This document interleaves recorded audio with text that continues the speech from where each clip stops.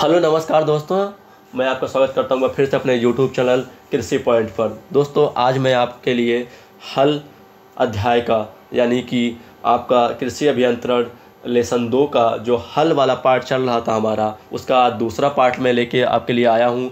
अगर आप ये वीडियो पहली बार देख रहे हैं तो चैनल को सब्सक्राइब करें और बेल आइकन को प्रेस करें। और दोस्तों अगर आज चैनल पे पहली बार आए हैं और ये पहली वीडियो देख रहे हैं तो आपको बता दूं कि इससे पहले इसका पार्ट 1 अपलोड हो चुका है, तो आप पहले जाके वो देखिए, उसके बाद ये देखिए, नहीं तो आपको ये समझ में नहीं आएगा। तो दोस्तों शुरू करते हैं वीडियो। तो दोस्तों इसमें जो अगला जो बचा हुआ पार्ट था वो इसमें कवर किया जा रहा है। तो इसमें जो पहला पॉइंट है दोस्तों वो है देसी हल तथा मिट्टी पलट हल में अंतर। देसी हल तथा मिट्टी प्लट हल में अंतर। तो दोस्तों देसी हल और मिट्टी प्लट हल में अंतर देखते हैं दोस्तों क्या है। दोस्तों एक तरफ है देसी हल, एक तरफ है मिट्टी प्लट हल। तो देसी हल में नंबर 1 पॉइंट है, यह मिट्टी को काटता है, पलटता नहीं है। और मिट्टी प्लट हल में यह मिट्टी को काटता और पलटता है।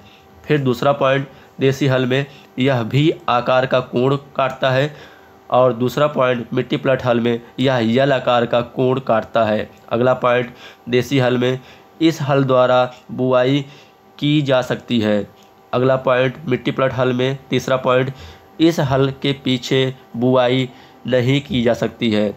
अगला पॉइंट देसी हल में दोस्तों तो जुताई में अधिक समय लगता है।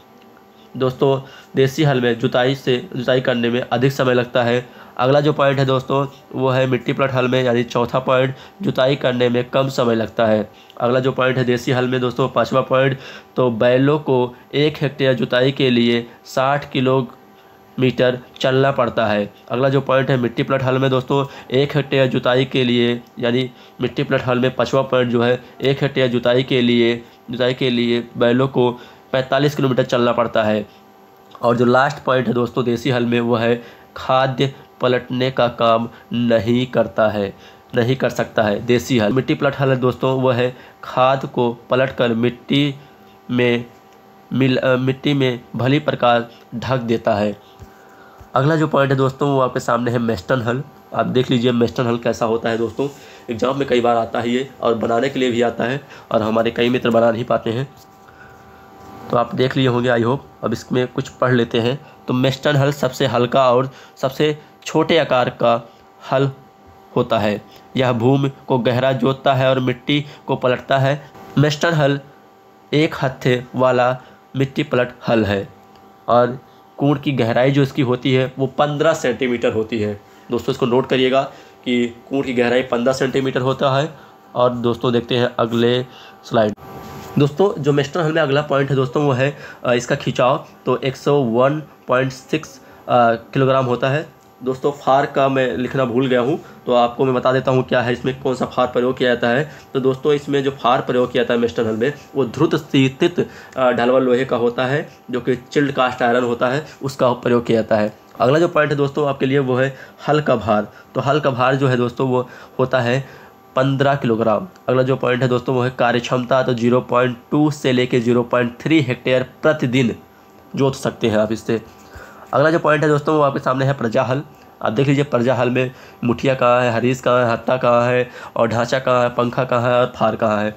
कई बार एग्जाम में आता है, बनाने के लिए इंपॉर्टेंट है दोस्तों। पढ़ते हैं दोस्तों इसमें क्या कहा गया है।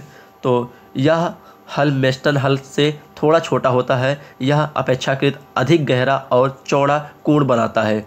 कौन सा दोस्तों? तो आपका जो है दोस्तों वो प्रजा हल। तो इसका जो आकार होता है दोस्तों वो होता है, दोस्तों इसका वो होता है 17.5 सेंटीमीटर। और हल का जो भार होता है दोस्तों 29.5 किलोग्राम। और कार्य क्षमता जो इसका होता है तो 0.2 से लेकर 0.3 हेक्टेयर प्रतिदिन। दोस्तों बढ़ते हैं अगली स्लाइड की तरफ। दोस्तों जो आपके सामने जो अगला हल है हमारा वो है साबास हल। साबास हल में देखते हैं क्या है दोस्तों। यह हल लोहे का बना होता है, परंतु ढलवा लोहे के स्थान पर इस्पात का प्रयोग किया जाता है। इसके फार घिस जाने पर पीट कर तेज किया जाता है। इस हल का आकार जो है दोस्तों वो 15 सेंटीमीटर होता है, गहराई 10 सेंटीमीटर होती है, वजन 125 किलोग्राम का होता है, और फार फार उच्च इस्पात कार्बन का होता है। इसका फोटो आपको दिखाता हूँ दोस्तों कैसा है। दोस्तों आपके सामने ये दिख रहा है शाबाश हल।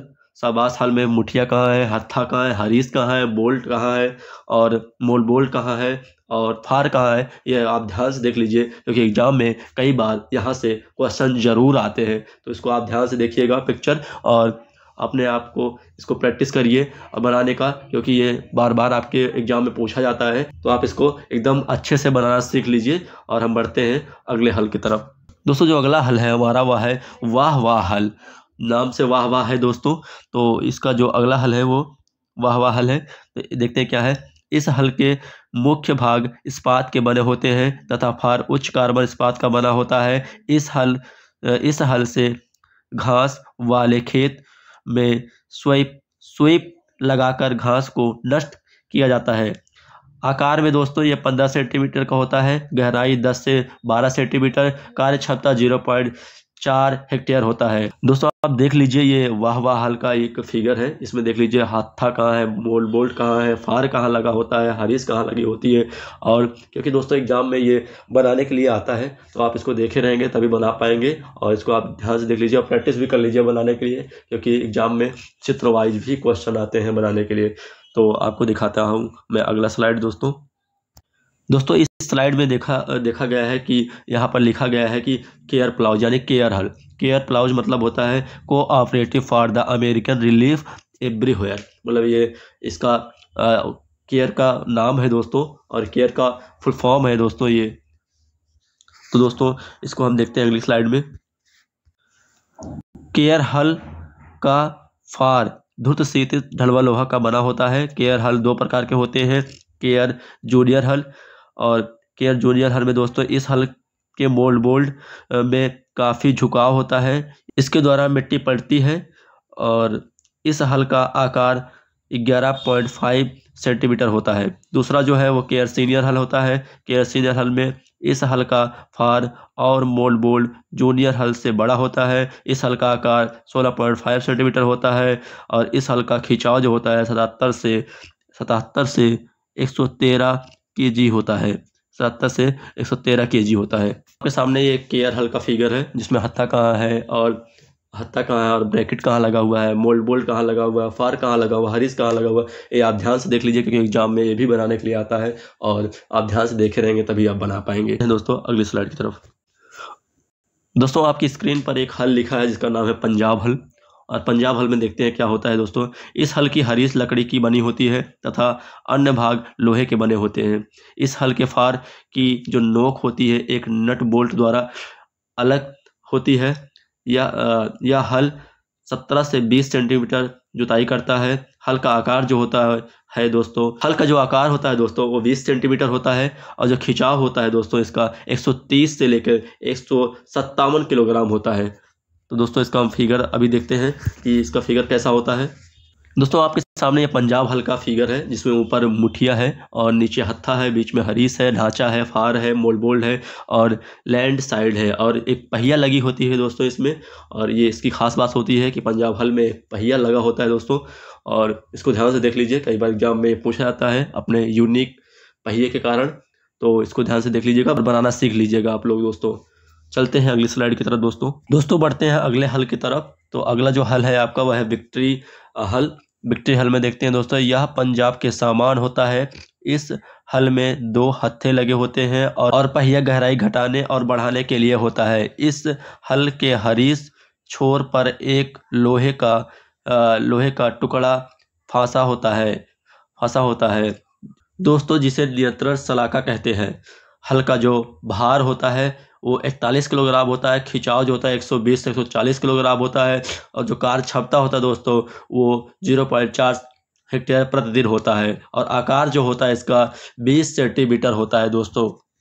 आइए इसका हम चित्र देखते हैं दोस्तों ये आपके सामने विक्ट्री हल है, और विक्ट्री हल में देख लीजिए मुठिया कहाँ है और तार कहाँ है, हत्था कहाँ है, हरीस कहाँ है, ढांचा कहाँ है, पंखा कहाँ है, फार कहाँ है, पहिया कहाँ है, नियंत्रण सलाका कहाँ लगा होता है और कुद्दा कहाँ लगा हुआ होता है। दोस्तों ये बहुत ज़रूरी होता है आपके लिए, ये इसका चित्र बनाने के लिए आता है। तो आप देख लीजिए ध्यान से, और उसके बाद आप इसको ध्यान से बनाना सीख लीजिए। दोस्तों जो आपका अगला हल है वो यूपी नंबर 1 है दोस्तों। नाम से बहुत यूनिक है, हम यूपी वाले हैं और यूपी नंबर 1 हल है। तो दोस्तों इसमें देखते हैं क्या है। यह मध्यम आकार का हल है। यह हल मिट्टी पलट हल कहलाता है। इसका जो भार होता है 25 किलोग्राम होता है। खिंचाव जो इसका होता है 100 से 120 किलोग्राम होता है। और जो इसका आकार होता है वो 14 सेंटीमीटर का होता है। गहराई जो होती है इसकी वो 10 से 12 सेंटीमीटर का होता है। और जो कार्य क्षमता इसका होता है 0.4 हेक्टेयर पर दिन होता है। दोस्तों इस हल के कुछ पार्ट हैं उनको देख लेते हैं। जैसे इसमें हरीस जो कि व्हील्स होती है। हरीस मृद इस्पात की बनी होती है। फार जो होता है इसका वो स्लिप फार होता है इसमें। और जो हत्था लगा होता है वो मृद इस्पात का लगा होता है। और हल मूल जो होता है मृद इस्पात का लगा होता है। तो दोस्तों आपके लिए एक नोट पॉइंट है इसमें। और नोट पॉइंट यह है कि इस हल में फरोहर नाली रीजन लगाकर गन्ने पर मिट्टी चढ़ाने तथा रूटर तथा स्वीपर लगाकर ठूठ उखाड़ का काम किया जाता है। ठूठ उखाड़ का काम किया जाता है। दोस्तों बढ़ते हैं अगली स्लाइड की तरफ। और इससे पहले आपको यूपी नंबर 1 का मैं एक फिगर दिखा दूँ, एक चित्र दिखा दूँ। दोस्तों आप देख लीजिए, ये यूपी नंबर 1 एक हल है जिसमें आप देख पाएंगे हरीस कहाँ है, हत्था कहाँ है, रूटर कहाँ है और बुठिया कहाँ है। दोस्तों चित्र आप ध्यान से देखा करिएगा क्योंकि चित्र बनाने के लिए आता है और आपके नंबर कर सकते हैं अगर आप चित्र नहीं बनाएंगे तो चित्र आप ज़रूर सीखें बनाना और एग्ज़ाम में आते हैं, बोर्ड एग्ज़ाम में आपके आते हैं ये। तो बढ़ते हैं अगली स्लाइड की तरफ। दोस्तों जो आपका अगला हल है वो है टर्नलेस्ट हल। इस हल को देखते हैं। तो टर्नलेस्ट हल को देखते हैं। इस हल का फार भी आकार का होता है और इसके बीच का हिस्सा ऊंचा होता है और दोनों ओर ढाल होता है। इस हल का प्रकार पहाड़ी भागों में हल जोतने के लिए यह हल बड़े काम का है। इसीलिए इसे पहाड़ी हल भी कहते हैं। इसका फार जो होता है ढलवे लोहे का बना होता है। इसका फार जो होता है वो ढले हुए लोहे का बना होता है। दोस्तों इसका हम फिगर देख लेते हैं। दोस्तों आपके सामने टर्नलेस्ट हल का फिगर है जिसमें हत्था कहाँ है, मुठिया कहाँ है, मोल्ड बोल्ट कहाँ है, हरीस कहाँ है, फार कहाँ है, पहिया कहाँ है और कुंदा कहाँ है। ध्यान से देखिएगा क्योंकि ये भी एग्जाम में बनाने के लिए हो सकता आ जाए तो आप बना न पाएँ और आपका नंबर कट जाता है अगर आप फिगर नहीं बना पाते हैं। इसलिए आप फिगर बनाना ज़रूर सीखें क्योंकि फिगर बहुत इंपॉर्टेंट नंबर हमको दे जाता है बोर्ड एग्जाम में और हमारे लिए काफ़ी इंपॉर्टेंट हो जाता है। दोस्तों बढ़ते हैं कुछ अगले पॉइंट की तरफ। दोस्तों जो अगला पॉइंट है आपके लिए वो है कि हलों की शक्ति जोड़ना यानी हिचिंग। हल को बैलों या ट्रैक्टर की शक्ति से जोड़ना हिचिंग कहलाता है। अगला जो पॉइंट है दोस्तों, हल का खिंचाव। हल चलाने में सुविधा तथा जुताई हिचिंग पर निर्भर करती है। उपयुक्त हिचिंग के लिए निम्नलिखित ज्ञात की आवश्यकता होती है। मतलब कि निम्नलिखित बिंदुओं की आवश्यकता होती है। नंबर 1 जैसे कि खिंचाव केंद्र। नंबर 2 भार या प्रतिरोध केंद्र। नंबर 3 खिंचाव रेखा। अगला जो पॉइंट है दोस्तों वो आपके लिए काफ़ी इंपॉर्टेंट है दोस्तों, जो कि है खिंचाव केंद्र या अभिकर्षण केंद्र। इसे शक्ति केंद्र भी कहते हैं। यह हल का खिंचाव वाला शक्ति केंद्र बिंदु होता है। बैलों से चलने वाले हलों में अभिकर्षण दोनों बैलों के मध्य जुए पर होते हैं। आगे बढ़ते हैं दोस्तों। जो आपके लिए अगला पॉइंट है वो है प्रतिरोध। प्रतिरोध क्या होता है? इसे भार केंद्र भी कहते हैं। प्रतिरोध केंद्र हल के ऊपर वह बिंदु होता है जहां हल पर लगने वाले सभी प्रकार के बल संतुलित होते हैं। यह मोल्ड बोल्ट तथा फार के मिलने के स्थान पर लैंड साइड से हल की माप का 1/3 दूरी तक होता है। तो दोस्तों आप जान गए प्रतिरोध कहाँ होता है और कैसा होता है। अगला जो पॉइंट है दोस्तों आपके लिए है कि अभिकर्षण रेखा। अभिकर्षण रेखा क्या होता है? यह काल्पनिक रेखा होती है जो प्रतिरोध केंद्र तथा क्लेविस पर से होते हुए खिंचाव केंद्र तक जाती है।